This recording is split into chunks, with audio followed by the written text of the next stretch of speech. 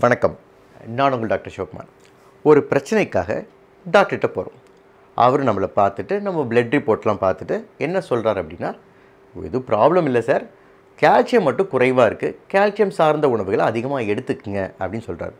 உடனே நம்ம என்ன பண்ணுவோம், நாளையிலேருந்து பாலாக குடிக்கிறோண்டா அப்படின்னு சொல்லுவோம்.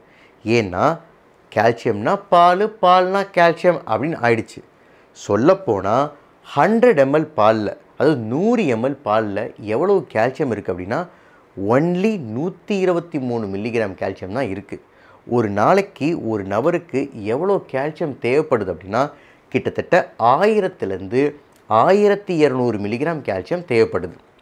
இப்போ எல்லாம் சில பேர் பாலையே அவாய்ட் பண்ண ஆரம்பிச்சிட்டாங்க.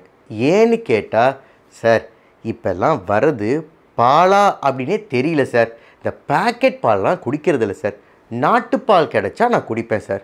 இன்னும் சில பேர், சார் நான் ரொம்ப ஹெல்த் கான்ஷியஸ், பாலில் சேச்சுரேட்டட் ஃபேட் அதிகமாக இருக்குது, அதனால் நான் எடுத்துக்கிறதில்ல சார் அப்படிங்கிறாங்க. இன்னும் சில பேர், நான் வீகன், பாலும் பால் சார்ந்த பொருட்களும் எடுத்துக்கிறதில்ல அப்படிங்கிற ரொம்ப ஸ்ட்ரிக்டாக இருக்கேன் சார் அப்படின்னு சொல்லுவாங்க. சில பேருக்கு பால் ஆசைப்பட்டு எடுத்தாலும் அவங்களால முடியாது. ஏன் அப்படின்னா அவங்களுக்கு லாக்டோஸ் இன்டாலரன்ஸ் இருக்கும். மீறி எடுத்துக்கிட்டாங்க அப்படின்னா டயரியா போக ஆரம்பிக்கும். இதனால் முக்கால்வாசி பேர் பாலை ஒதுக்க ஆரம்பிச்சிட்டாங்க. சரி, இன்றைக்கி வீடியோவில் எதை பற்றி பார்க்க போகிறோம் அப்படின்னா, பாலை விட கால்சியம் பல மடங்கு அதிகமாக இருக்கும் உணவுகள் என்னென்ன அப்படிங்கிறத பற்றி தான் பார்க்க போகிறோம்.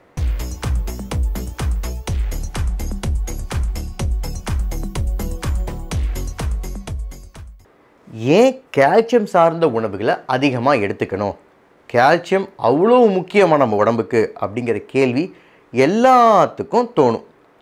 கால்சியம் தான் நம்ம உடம்புலையே அதிகமாக இருக்கிற மினரல். அதுவும் எங்கே இருக்குது அப்படின்னா கிட்டத்தட்ட 99% எலும்பில் தான் இருக்குது, கொஞ்சம் பற்களில் இருக்குது. மீதி 1% இருக்கே, அந்த 1% கால்சியம் எங்கே இருக்குது அப்படின்னா நம்ம இரத்தத்துலேயும் தசைகள்லேயும் சில அணுக்கள்லேயும் இருக்குது. ஆனால் அந்த 1% பண்ணுற கால்சியமோட வேலையை கேட்டிங்க அப்படின்னா பிரமிச்சே போவீங்க. என்னென்னலாம் பண்ணுது அப்படின்னா, நம்ம தசை அசைவுக்கு அந்த கால்சியம் தேவைப்படுது. நம்ம மூச்சு விடும்போதும் சில தசை அசைவுகள் ஏற்பட்டால் தான் நம்ம மூச்சே விட முடியும், அதுக்கும் கால்சியம் தேவை. நம்ம இருதயம் சீராக துடிக்கிறதுக்கு கால்சியம் தேவை. நரம்பு மண்டலம் சீராக வேலை செய்கிறதுக்கும் கால்சியம் தேவை. இதுக்கு மேலே ரொம்ப முக்கியமான பாயிண்ட் என்ன அப்படின்னா, நம்ம இரத்தத்தில் கால்சியம் என்பது ஒரு போலீஸ் பேட்ரோல் மாதிரி, அதாவது ஒரு ரோந்து போயிட்டே இருக்கும்.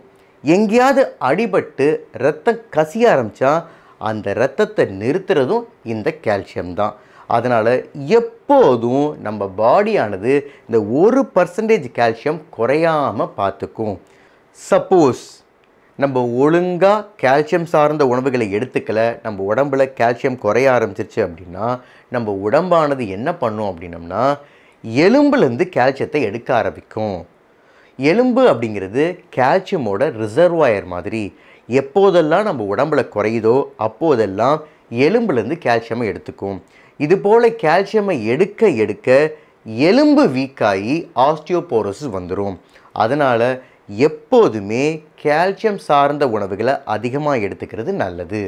இது வரைக்கும் கால்சியம் ஒருத்தருக்கு எவ்வளவு முக்கியம் அப்படிங்கிறத பார்த்தோம். யாருக்கெல்லாம் அதிகமாக தேவைப்படுது அப்படின்னு பார்த்துட்டிங்க அப்படின்னா, வளரும் குழந்தைங்களுக்கு, மகப்பேறு காலத்தில் அதாவது ப்ரெக்னென்ட் உமனுக்கு, அப்புறம் லாக்டேட்டிங் மதருக்கு அதாவது தாய்ப்பால் கொடுக்கும் தாய்மார்களுக்கு, மெனோபாஸ் அப்போ அதாவது மாதவிடாய் நிறுத்தத்தின் போதும் இந்த கால்சியம் ரொம்ப அதிகமாக தேவைப்படுது. மொத்தத்தில் பெண்களுக்கு கால்சியம் எப்போதுமே அதிகமாக தேவைப்படுது. இது மட்டும் இல்லாமல் உடல் உழைப்பு செய்து உழைப்பவர்களுக்கு, அதாவது ஒரு உழைப்பாளிகளுக்கும் கால்சியம் அதிகமாக தேவைப்படுது.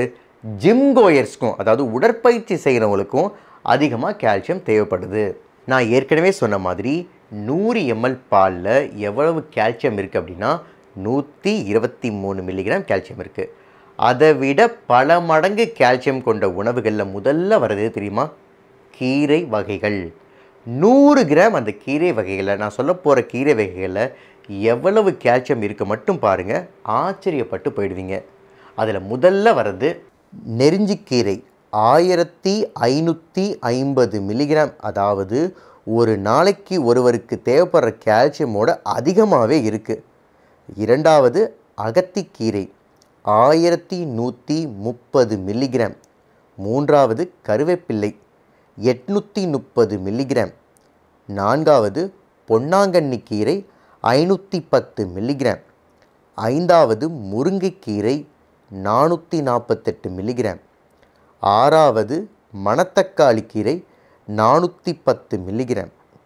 ஏழாவது முளைக்கீரை 330 மில்லிகிராம் இருக்குது. பொதுவாகவே கீரை வகைகளில் எல்லா கீரை வகைகள்லேயும் கால்சியம் அதிகமாக இருக்கிறத பார்த்து ஆச்சரியப்பட்டு போனேங்க.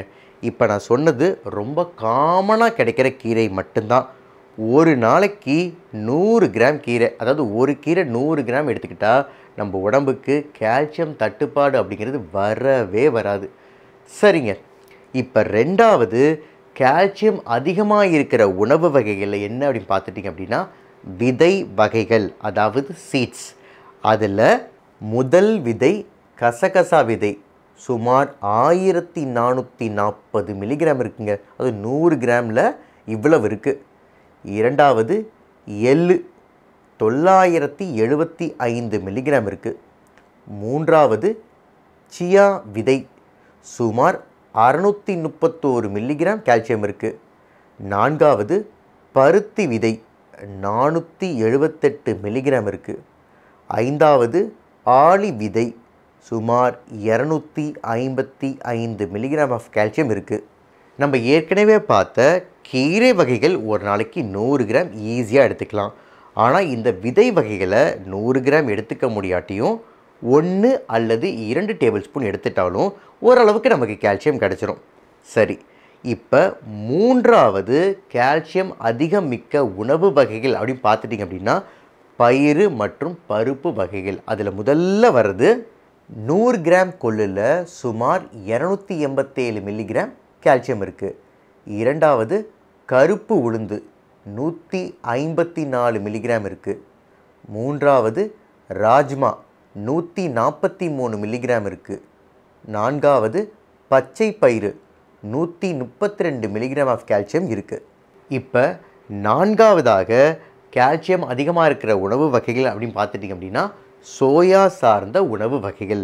அதில் முதல்ல வர்றது 100 கிராம் சோயாபீனில் சுமார் 277 மில்லிகிராம் ஆஃப் கால்சியம் இருக்குது. இரண்டாவது சோயா மீல் மேக்கர் சுமார் 244 மில்லிகிராம் இருக்குது. மூன்றாவது சோயா மாவு 188 மில்லிகிராம் ஆஃப் கால்சியம் இருக்குது. இப்போல்லாம் சோயா மாவு அதிகமாக சப்பாத்திக்கு யூஸ் பண்ண ஆரம்பிச்சிட்டாங்க. நான்காவது டோஃபு 176 மில்லிகிராம் இருக்குது. இப்போ நம்ம பார்த்த உணவுகளோட மற்றும் சில உணவுகளில் கால்சியம் அதிகமாக இருக்குது. அது என்னென்னு பார்த்துட்டிங்க அப்படின்னா ராகி 100 கிராம் ராகியில் 344 மில்லிகிராம் ஆஃப் கால்சியம் இருக்குது. பாதாமில் 269 மில்லிகிராம் ஆஃப் கால்சியம் இருக்குது. அத்திப்பழத்தில் 162 மில்லிகிராம் இருக்குது. பூண்டில் 181 மில்லிகிராம் ஆஃப் கால்சியம் இருக்குது. இவ்வளவு சைவ உணவை பார்த்துட்டோம். ஒரு ரெண்டாவது அசைவ உணவை பார்த்துருவோமே. அசைவ உணவு அப்படின்னு பார்த்துட்டிங்க அப்படின்னா மத்தி மீனில் 100 கிராமுக்கு சுமார் 382 மில்லிகிராம் ஆஃப் கால்சியம் இருக்குது. நெத்திலியில் 232 மில்லிகிராம் ஆஃப் கால்சியம் இருக்குது. இதுவரையும் நம்ம உடம்புக்கு கால்சியம் எவ்வளவு முக்கியம், பாலை விட கால்சியம் அதிகமிக்க உணவுகள் என்னென்ன அப்படிங்கிறத பார்த்தோம். இயற்கை நம்ம உடம்புக்கு தேவையான ஆரோக்கியமிக்க உணவுகளை கோடிக்கணக்கில் கொட்டி கொடுத்துள்ளது. அதை சரியாக தேர்ந்தெடுத்து பயன்படுத்தி கொள்வது என்பது நம்மளுடைய புத்திசாலித்தனத்தை பொறுத்து உள்ளது.